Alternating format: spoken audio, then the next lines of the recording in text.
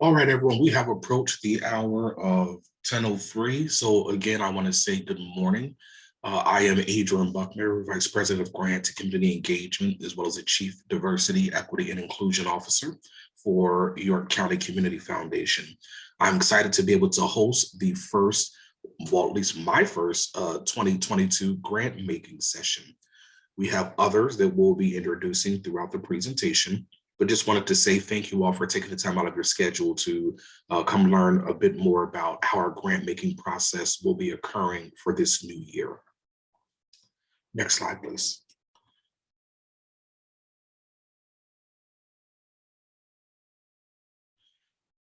So an overview of the 2022 grant opportunities, we'll be talking about information for all grant seekers. We'll also be introducing our new Thrive grants. You'll hear a lot about that, not only today, but tons more throughout February and moving towards 2022. We'll also be talking about the grants available through Embracing Aging. Our newest grants coming through the Racial Equity Fund, we actually just awarded our first grants in December. So we're excited to continue to offer that opportunity. And then we have our Memorial Health Fund grants, which we'll talk about as well. Next slide, please. So with every great team, you are grateful as the leader to have them. So our community engagement department is made up of the fine folks showing on your screen. We have Kathy Bollinger, who is the managing director of Embracing Aging.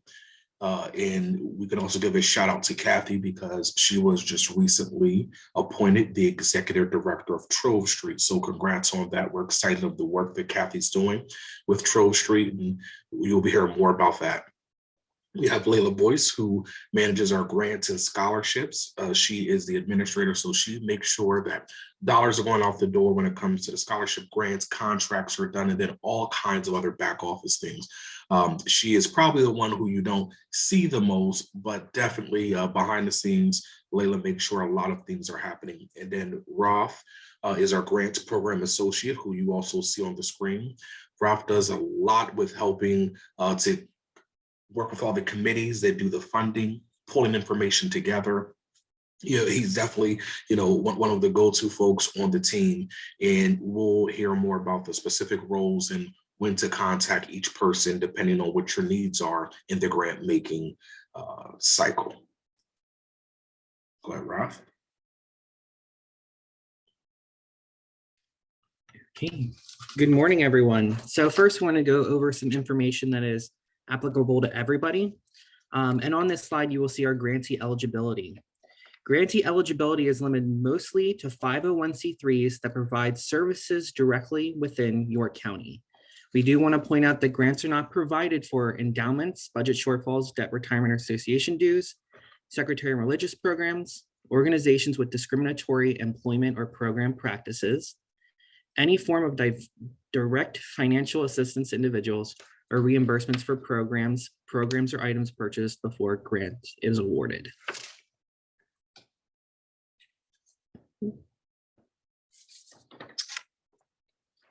Next, we want to go over some quick tips. So this list is of documents that we know from experience sometimes take longer to gather. So we suggest you start pulling these together as soon as possible so you don't miss the grant deadlines. Finally, we recommend having someone not close to your program read your application. Their feedback could help you strengthen your application before you submit it. Remember, it's possible that our grant readers will not be familiar with your organization or with your program. So the only thing they'll know is what you have in your narrative. And interim and post-grant reports. We want to learn with you so we can become better partners with our grant applicants. Any reports will be pushed out through our online grant system, Found It. We may request an interim grant report so we can learn about how the program is progressing. We will definitely request a post-grant report. Both of these reports include a single reflection field.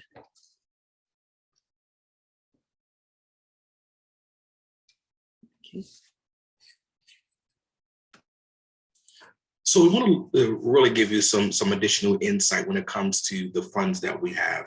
YCCF is a trusted partner within the community and has been entrusted with approximately somewhere around $180 million of endowed dollars that the organization manages. However, about 2/3 of those dollars are dollars that really are restricted in how they are used. So, someone may want to start a scholarship program and say they want to use it specifically for this, or they want to have dollars they want to give out to the arts, or they've identified a specific charity that they want to support. So those dollars go directly to those charities as requested by the funder. The dollars that we really have to utilize are the more flexible dollars. So we look at like the fund for your county. These are the dollars that we really utilize when we have done the community grants and things of that nature. So we wanted to provide you with a bit more understanding. So as we move forward, people say, wow, you guys have so much money, but a lot of those dollars really are restricted, and YCCF does not have the ability to grant those dollars outside of what's already been specified. We also have the field of interest fund. Want to walk through that, the donor decides the focus area. So often there is some flexibility there because they might say, arts and culture. So, as long as it falls under that umbrella of arts and culture, then we have at times some discretion on how those dollars are used, but it has to be used for arts and culture, unlike a completely unrestricted or the most flexible dollars where they say, hey, YC, we trust you to utilize those dollars however you see fit to best help the community move forward. So just a little bit of information there when it comes to the YCCF grant funds. Next slide, please.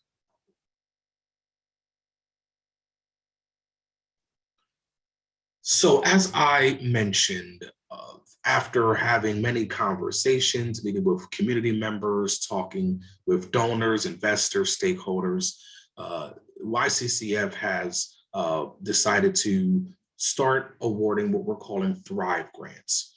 And as I said, we'll be talking about Thrive grants a lot. These grants, again, new to YCCF, will focus on programs and collaboratives that transform lives in our community by helping low-income children, individuals, and families achieve lasting financial security.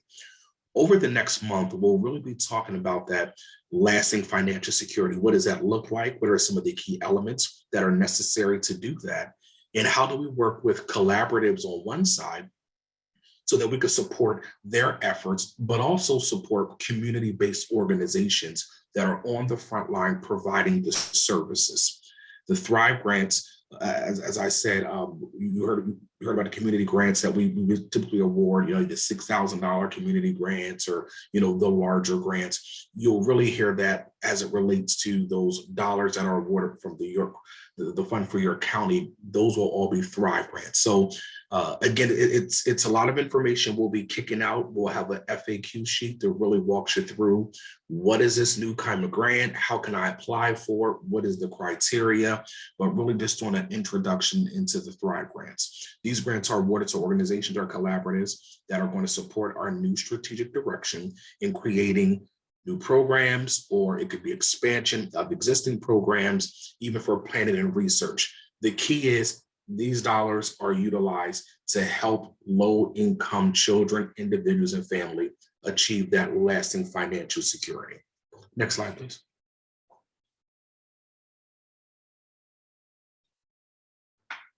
So for the Thrive grants, which keeping the same model we had before, we have the grants up to $6,000. They will still be read, scored, and selected by community grant readers. We find this to be very important. We want to make sure that the community is completely involved and we're transparent with it. So it's not YCCF staff that are making these decisions. It's truly community members who volunteer to be community grant readers. We train them, provide them with all the information, and then it's up to them to decide what they want to, what they would rather not decide to provide funding for. Grant applications are significantly shorter. Again, it's a smaller amount of money, so we don't want to have you do a 15-page application. to get $6,000. So we make sure we condense that application process specifically for those grants up to $6,000. We have a much quicker turnaround with only 10 to 11 weeks from when the cycle opens until grants are actually awarded. Anyone who's been out there, especially if you applied for federal grants, some other organizations, it could be months and months and months. But we wanted to make sure we can get those dollars out much sooner than that. And then one new aspect is we've added an interim report that will be required. So typically for the grants up to $6,000, it was just a post-grant report. However, we've added this interim report as a way to do a check-in.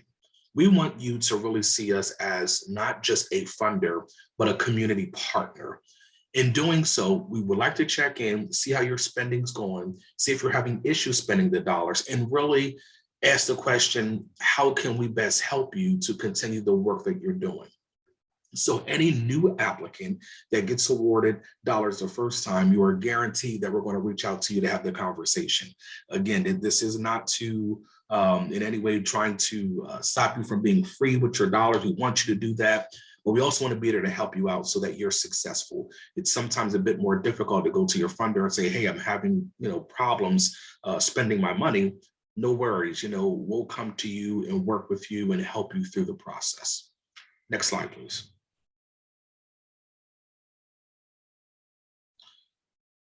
So we have our grant cycle here for our Thrive grants. Ralph, do you want to take over for the grant cycle, or do I continue on that? You can continue. All right, so we have 2 cycles. We find it very important to make sure that folks have multiple opportunities to apply. The great thing is, if for some reason you're not able to get funded in the first cycle, we can try again in the second cycle. We're here to partner with you again. So if you want to sit down and talk through your grant application, do I actually qualify? How do I qualify, especially with things changing? How can we make that happen? We're here for that, and we'll support you. So we have the February 1st grant cycle opens, which will be next week. Applications are due about a month later, and then we start announcing awards in the beginning of April. And we have a very similar timeline for the second cycle. July 1st grant cycle will open. Applications will be due August 1st, and then right around September 9th, we'll be announcing the awardees of those dollars.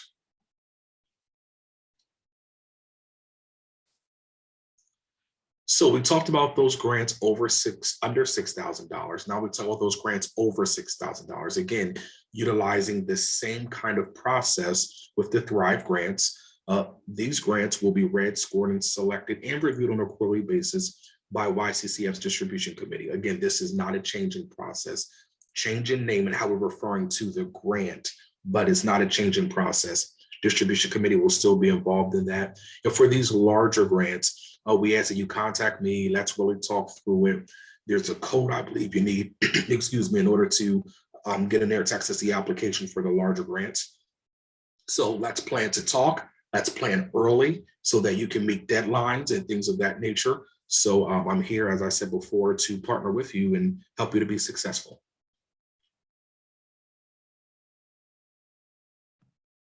Okay. Thank you, Adrian. So here is the Han Home Fund for Embracing Aging. Embracing Aging improves how people experience aging in York County. Grants are awarded to programs that will help adults age 50 and older live more easily in their homes and communities. Embracing Aging grant opportunities. For grants of up to $6,000 during our 2 open cycles this year, Embracing Aging grants will focus on supporting new and expanded programs that will help adults age 50 and older who struggle to meet their basic needs. For these grants, they will be read, scored, and selected by community grant readers. If you are interested in receiving a grant above $6,000, we ask that you contact Kathy Bollinger, Managing Director of Embracing Aging. And here are the grants of up to $6,000 for Embracing Aging and those grant cycles. They mirror exactly the same timeline as the Thrive grants. So the first cycle will open up February 1st, again, close on March 1st, and awards announced on April 8th. And then cycle 2 is the same, July 1st, August 1st, and September 9th, where awards are announced. We also want to make sure that you don't require the requested funds prior to the date the awards are announced.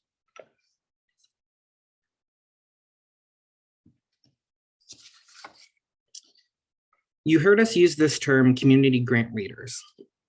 Let's clarify that for you. So the community grant readers represent a broad cross-section of the community. These are all volunteers that have signed up to read, score, and evaluate grants for us. They do participate in mandatory trainings. Staff will also review these grant applications to ensure they are fundable, but we will not score these grants. Lastly, if a grant is not selected for funding by our community grant readers, YCCF's distribution committees may still consider a grant for funding. And I'll pass it back to you, Adrian. So it was exciting last year to kick off our racial equity committee.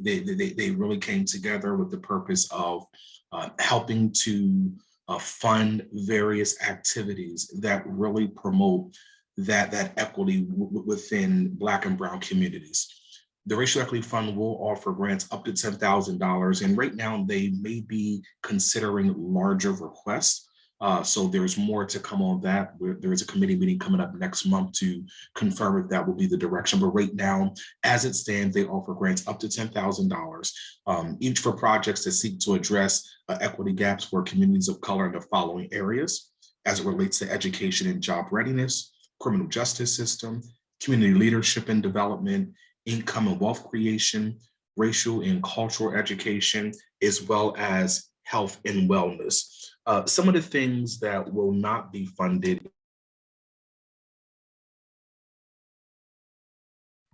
Adrian, you got muted. Sorry about that. Thank you. Some of the things that will not be entertained for this particular grant is board or staff DEI trainings, not for scholarships. So we had some who had scholarship programs they wanted to award to folks through these dollars. The real focus, of course, is to be able to demonstrate impact and outcomes. So that has to be the mindset when you're looking to apply under the Racial Equity Fund. You know, what are those immediate type of short-term impacts, and what are those outcomes that we're able to say, as a result of giving us these dollars, we'll be able to do this, that, the other. So please keep that in mind if you do look to apply for dollars under the Racial Equity Fund. Next slide, please. So last year, we just did one grant cycle with Racial Equity Fund. However, this year, we're looking to do 2 grant cycles. As we talked throughout the year, it just made sense to say, hey, why don't we again give folks an additional opportunity, just in case they missed the first one, didn't hear about it. They then have another opportunity to go ahead and apply. Also, as I said before, if application isn't funded in that first cycle and an organization would like to reapply again after having some conversations with us, better understanding the best way to apply, then another cycle does exist for that organization to be able to apply for dollars, excuse me, and potentially be funded. And the grant cycle 1 is going to start March. April would be when it closes, and then May 20th, awards announced. And then the grant cycle will open July 1st, close on August 1st, and then we'll be announcing awards September 16th.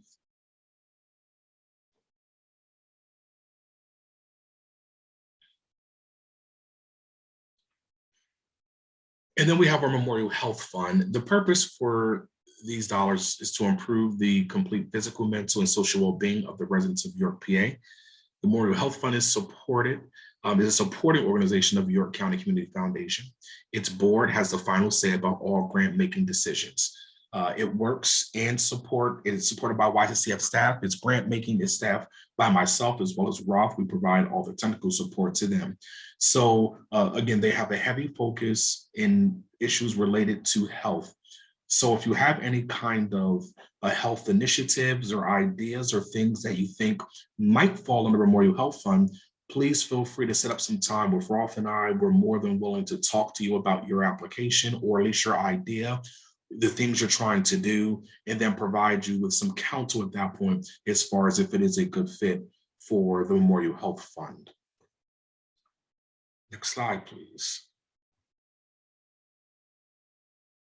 Continuing with Memorial Health Fund grants, they do improve the overall community health, provide resources for the restoration and maintenance of health, bring high quality healthcare services to York County, promote general health and wellness of persons in the greater York area, promote health education, engage in fundraising and related activities or programs, and engage in other activities directly or indirectly, including making grants to other nonprofit organizations to enable them to carry out their activities. So again, very broad.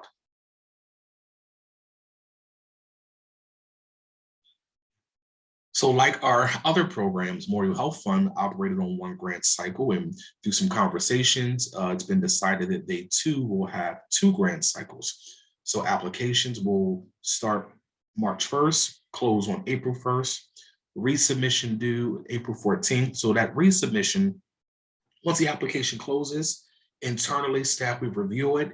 If we have questions that we need because there isn't some clarity here, can you clarify this, or this might not make sense, so help us understand it better.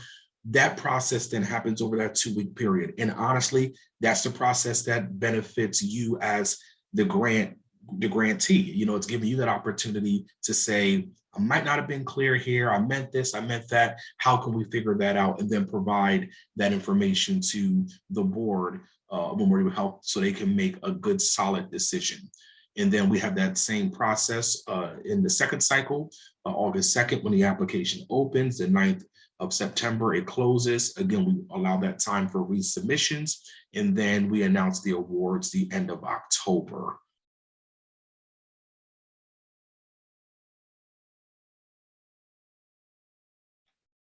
So we also have some resources here. Of course, we have our website. Please feel free to go out there. There's tons of information that's available to you on our website. There's also some grant writing tips that you can find at our website. And then the PA Association of Nonprofit Organizations, there's also some resources there. I really incline you to utilize them. We also decided to provide some other funding sources. Now, from my time working with the United Way of the Capital Region, some of these were funders that were very consistent, have very large foundations, very large dollars. Some of them include the Klein Foundation. Again, we have the web address there. We have the Stabler Foundation, which is a very, very big foundation.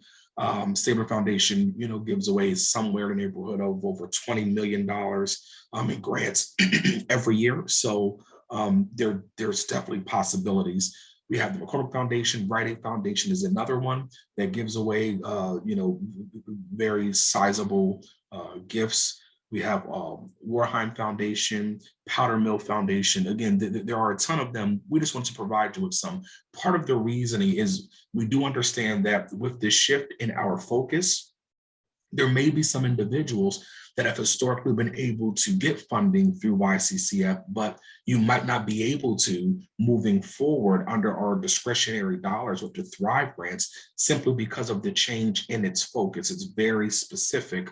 Unlike before, we had different areas, workforce development and revitalization and education. Now it's going to look very much so different. So I wanted to make sure that we provide you with some other funding sources. So if you do lose the ability to get funding through YCCF, as you may have gotten before, here are some other resources that you might be able to utilize in an effort to plug any holes that it creates in your budget.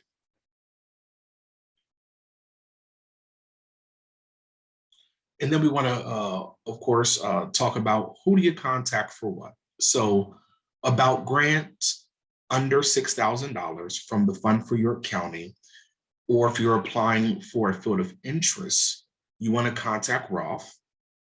If you are applying for grants over $6,000 from the Fund for York County, if you want racial equity dollars, Memorial Health, those you'll want to contact me. Anything related to embracing aging. So all things embracing aging, regardless of the amount, any kind of information you want, Kathy is your go-to person. And then Layla covers everything related to our scholarship funds. And all of our email addresses are listed, and the direct number to our office is also provided. So now we provide the opportunity for folks to have questions. Go ahead, Roth. Okay, here I'll stop sharing so we can go over questions.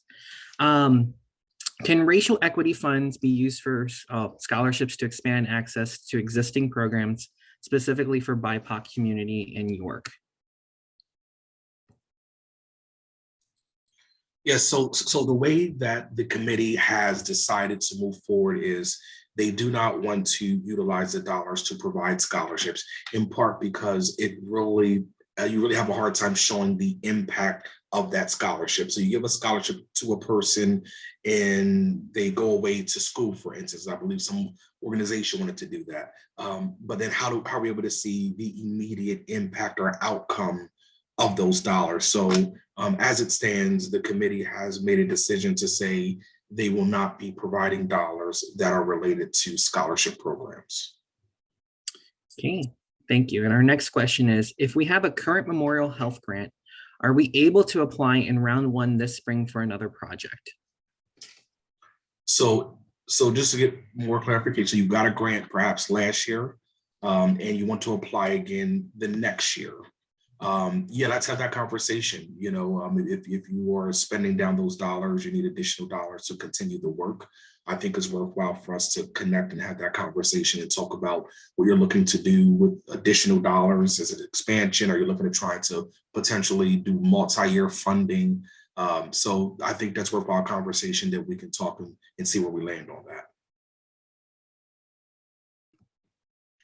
Is there any other questions?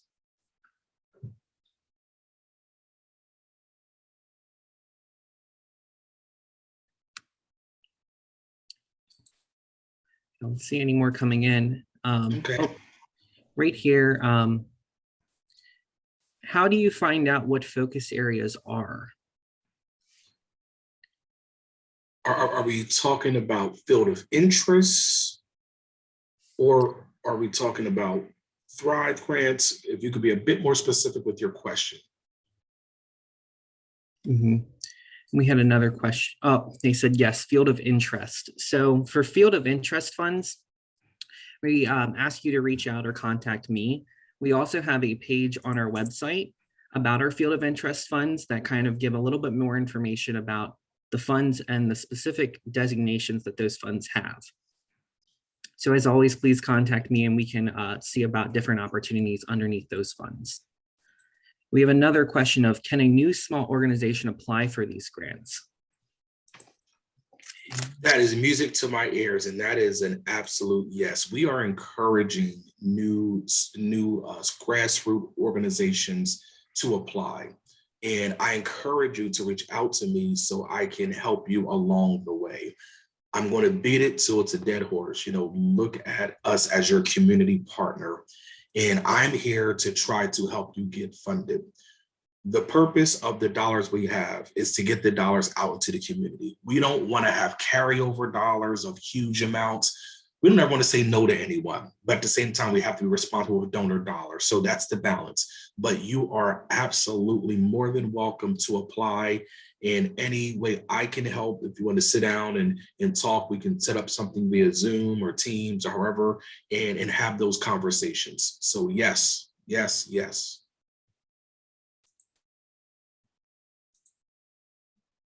I don't see any more questions, Adrian. So just wanted to do one final plug. So in the month of February, we'll be hosting 2 to 3 virtual sessions regarding our new strategic direction. We did send emails out to everyone. I'm actually looking in my email so I can put the link in there, but we're asking folks, if you haven't received the email, completed the meeting poll, to let us know what days work best so that we can solidify the date. And I believe the deadline to respond is tomorrow.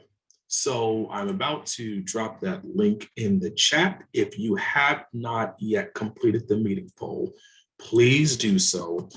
We will host 2 or 3 sessions for everyone. And let me see if I can get to the chat. Here we go. All right, there's the meeting poll in the chat. Click on it, select as many dates as works for you. What I'll then be able to do is see the dates where we can get the most participation, pick those dates, then you'll get a calendar invite with the web link to join. So please come out to hear more about Thrive Grants, how we want to move things forward with collaboratives and community organizations, but also we'll be asking you all. Let me make sure I did this to everyone. My apologies. I think I did this to the panel. Let me do it. There we go. This is to the panelists. Now everyone should be able to see it. Thank you so much for everyone who replied that they couldn't see the link. But I'll also be asking questions from each of you. You know, how do we define lasting financial security? And how do we create it, build it so it lasts? That's the key part of it, that lasting financial security. I'll be asking questions as far as what do you see as those key pillars or those key initial issues that we have to tackle in order for a person to be able to attain that lasting financial security. So I'll be asking quite a few questions throughout that meeting because we will be helping to fund the activities, but it will be led by the community, meaning based on the information and responses that we get from you, that will help us to build out fully our new strategic direction for grant making.